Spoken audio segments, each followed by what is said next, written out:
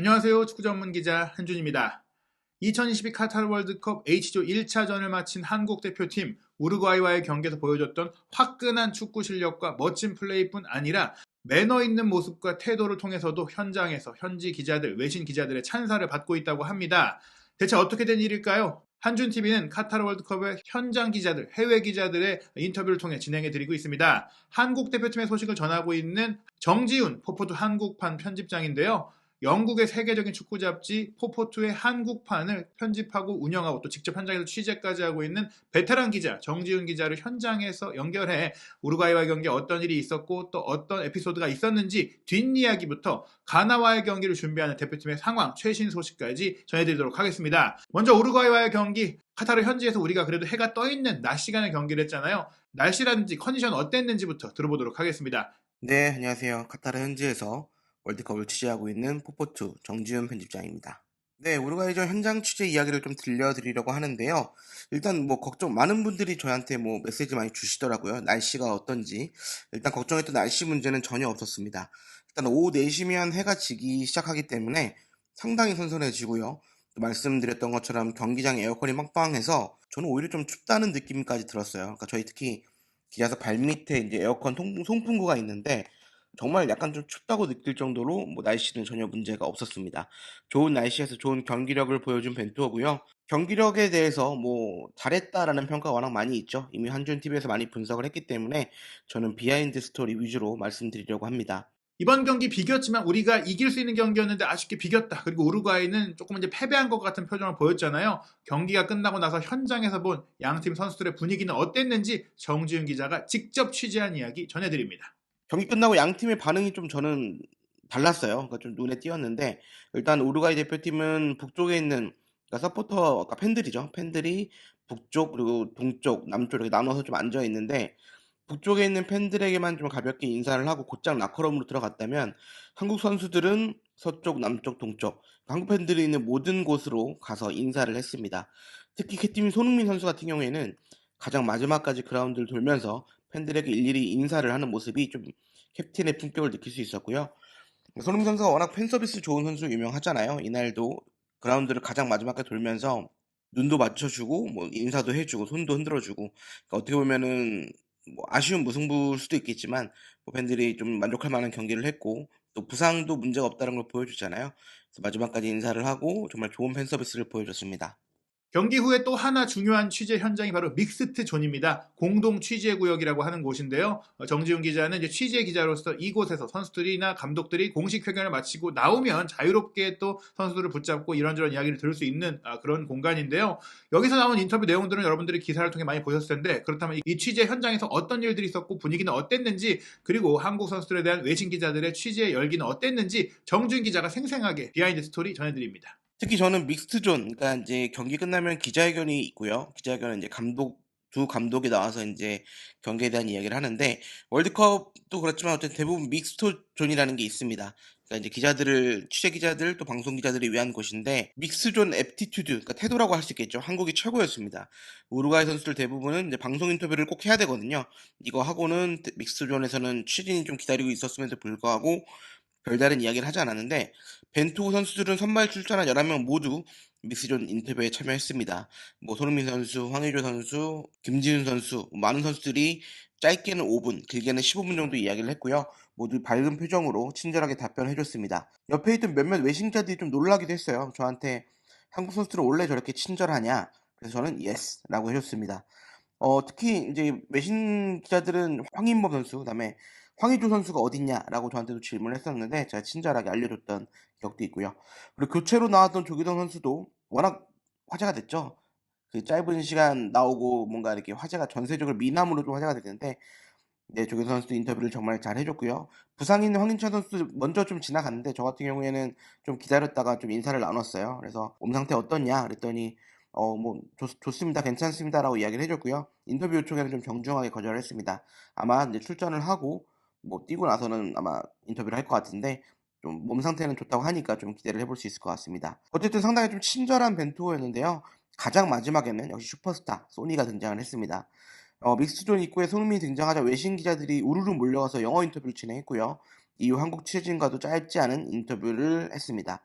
상당히 피로감이 상당히 있을 거예요. 뭐 부상도 있었고 또 마스크를 쓴다는 게 또 쉽지 않았을 텐데 끝까지 밝은 표정으로 이야기를 나눠서 다시 한번 취재진 사이에 찬사가 쏟아지기도 했습니다. 정말 한국 선수들이 매너로도 이런 태도로도 또 이런 그 예의 바른 모습과 이제 존중심 넘치는 모습을 통해서 찬사를 받고 있는 모습들 한국의 위상을 점점 높이고 있는 상황이라고 할 수 있겠습니다.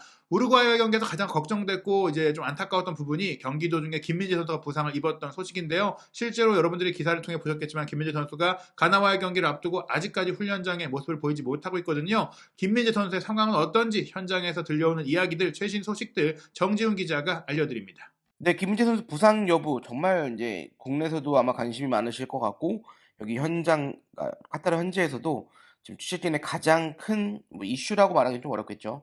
좀 관심사는 김민재 선수의 부상 여부입니다. 일단 우루과이전에서 이제 종아리 근육 부상을 당했다라고 얘기가 들려지고요. 뭐 큰 부상은 아니었기 때문에 풀타임을 소화했는데 25 일, 26일 연달아 훈련에서 제외가 됐습니다. 그러면서 인제 한국에 있는 팬들도 많은 우려를 하고 있는 걸로 알고 있는데 일단 대한축구협회 관계자는 김민재 선수는 두 훈련을 좀 불참을 했다는데 심각한 부상은 아니고 약간의 통증이 남아 있어 호텔에서 휴식을 취한다라고 이야기를 했습니다. 뭐 제가 봤을 때도 기본적으로 큰 부상은 아닙니다. 만약에 기본적으로 큰 부상이라면 뭐 정밀 검사라든가 어떤 이런 여러 가지 조치들이 있어야 되는데 그런 거는 안 했다고 합니다. 일단 김민재 선수도 취재진과 만나서 심각한 부상은 아니고 뭐 "검사를 해 봐야겠다."라고 얘기를 했지만 검사를 특별히 하지는 않았다고 얘기 들었고요. 심한 건 아니라고 합니다. 종아리 근육이 올라오면서 인제 좀 넘어졌다고 하는데 어쨌든 심한 건 아니라고 하고요. 생활을 잘하고 있다고 합니다. 그 윤정규 선수 인터뷰에서도 인제 김민재 선수 이야기가 나왔는데 부상 관련해서 민재 형한테 뭐 물어보지는 않았지만 뭐 "생활하면서 큰 문제는 없었다고 생각을 한다. 그러니까 큰 문제는 없었고 잘 회복 중이라고 들었기 때문에 출전을 기대한다."라고 이야기를 했습니다. 뭐 대표팀 관계자 역시 "김민재 선수 부상이 크지 않다."라고 다시 한번 확인을 해 줬고요. 뭐 정밀 검사를 받거나 그런 건 아니라고 이야기를 했습니다. 뭐 부상이 심한 것보다는 아무래도 이제 근육 부상이고 경기가 인제 4일 간격으로 빡빡하게 이루어지잖아요. 그러니까 회복 차원 또는 예방 차원에서 휴식을 취하고 있다라는 이야기를 해 줬고요. 뭐 보통 생활하는 거에 전혀 문제가 없다고 하니까 아마 인제 27일 그러니까 인제 27일 이제 한국 시간으로 한 오후쯤이 될 것 같은데 기자회견이랑 이제 공식 훈련이 또 있습니다. 이제 그때 또 여러 이야기들이 나올 것 같은데 뭐 큰 문제는 없을 것 같고 없기를 바라고요. 김민재 선수가 워낙 중요한 선수이기 때문에 회복해서 좋은 경기력을 보여줬으면 좋겠습니다. 김민재 선수가 부상으로 훈련에 빠지고 있는 가운데 황희찬 선수 우루과이와의 경기에 뛰지 못했죠. 가나와의 경기에 뛸 수 있다라고 대한축구협회가 공식 인스타그램을 통해서 사진도 올리고 글도 올렸거든요. 실제로 황희찬 선수 어떻게 경기를 준비하고 있고 또 가나전에 어떤 정도의 몸 상태인지 정지훈 기자가 직접 취재한 이야기 전해드립니다. 네, 황희찬 선수 복귀를 인제 협회에서 이례적인 인스타를 게시를 했죠. 뭐 "황소가 돌아오고 있습니다." 아무래도 많은 분들이 황희찬 선수의 좀 출전 여부, 부상 여부에 좀 관심이 많으셔서 협회에서도 좀 이야기를 한 것 같고요. "출전이 여부가 어떡하냐?"라고 물어보기에는 저는 50대 50 이라고 생각합니다. 일단 우루과이전 이후 일단은 다행스러운 거는 "몸 상태가 괜찮다."라고 얘기를 했고요. 2일 연속 그러니까 김민재 선수가 두 번 빠졌다고 하면은 황희찬 선수는 두 번 연속 훈련에 집중을 했고 참가를 했습니다. 그러니까 정상 훈련을 모두 소화를 했기 때문에 일단은 부상에서 많이 회복된 모습이고요. 이날 황희찬 선수는 좀 이렇게 다른 선수들과 첫날에 25 일이죠. 25 일에는 다른 선수들이 좀 회복 훈련을 할 때 황희찬 선수는 따로 훈련을 했어요. 그러니까 대표팀 스포츠 사이언티스트와 함께 공으로 훈련을 했는데 킥, 슈팅, 패스, 스프린트 모두 가능했습니다. 특히 인제 인스타를 통해서 뭐 황희찬 선수가 뛰는 모습을 좀 공개를 해서 좀 많이 화제가 되는데 스피드가 뭐 아주 100% 라고 보기는 쪼끔 어려워 보이긴 하는데 그래도 여전한 스피드를 좀 보여줬던 것 같고 일단은 '조커 역할 정도는 충분히 할 수 있다.'라는 생각이 듭니다. 전술 변화는 크게 없을 것 같고요. 워낙 1 차전 때 잘했기 때문에 우루과이전에서 잘했던 전술을 그대로 좀 큰 변화 없이 이어갈 것 같고요. 벤투 감독의 특징이라면은 많은 찬사를 받았던 것처럼 월드컵이라는 큰 무대에서도 떨지 않고 긴장하지 않고 우리 스타일을 그대로 가져갔다라는 점이 많이 찬사를 받고 있는데 이 스타일 또 가나가 역습이 좋고 빠르기 때문에 오히려 좀 볼을 점유하면서 경기를 지배하면서 우리 스타일대로 유지를 할 것 같습니다. 그러니까 오른쪽 이제 황희찬 선수 자리에는 저는 개인적으로 우루과이 후반전 그러니까 물론 나상호 선수가 너무 잘해 줬잖아요. 뭐 정말 비판을 많이 받았었는데 찬사를 받았던 정말 활동량이라든가 스피드 뭐 전방 압박 뭐 수비 가담 모든 게 좋았고 또 간간히 보여준 돌파라든가 아니면 패스 다 좋았기 때문에 나상호 선수가 또 한번 선발로 나오지 않을까 싶긴 한데 저는 우루과이전 때 좀 아쉬웠던 게 후반에 우리가 우루과이도 좀 지쳤고 저희도 지쳤을 때 뭔가 홀로 힘으로 좀 상대 수비수를 헤집고 다니고 좀 파괴하는 유형의 윙어가 좀 있었으면 좋겠다. 딱 떠오르는 인물이 황희찬 선수였거든요. 이번 가나전에서도 우리가 뭐 후반전으로 데뷔를 해야 되는 상황이 올 수도 있는데 그때 황희찬 선수가 좀 조커 역할 정도는 할 수 있을 것 같다. 저는 뭐 선발까지 힘들더라도 후반에는 나와서 좀 반전 카드 또는 깜짝 카드가 돼주기를 기대하고 있습니다.